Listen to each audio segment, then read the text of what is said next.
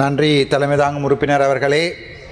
திரு Joseph Vijay ஆகிய நான் இந்த வசனத்தை கேட்குறதுக்கு எனக்கு மிகவும் சந்தோஷமாக இருக்குமா நினைக்கிறேன். நாளைக்கு இலங்கையிலிருந்து இன்று வரைக்கும் எங்களுடைய அண்ணன், என்னுடைய சொந்த அண்ணன் மாதிரி பார்க்கக்கூடிய என்னுடைய அண்ணன் திரு ஜோசப் விஜய் அவர்கள் நாளைய தினம் தமிழ்நாட்டின் வரலாறு காணாத ஒரு வெற்றியோட எம்ஜிஆருக்கு அடுத்தபடியாக எம்ஜிஆருக்கு ஒரு தடவை மேலே போய் என்னுடைய அண்ணன் விஜய் அவர்கள் நாளை தமிழ்நாட்டினுடைய முதலமைச்சராக பதவியேற்கின்றதை என்னுடைய இரண்டு கண்களாலை ஒரு தடவை குட்டிமணியும் தங்கத்துறையும் வெளிக்கடை சிறைச்சாலையின் போது கொல்லப்படுகின்ற போது கடைசி நிமிடங்களிலே கேட்டார்கள், உங்களுக்கு என்ன ஆசைப்படுகிறீர்கள் என்று.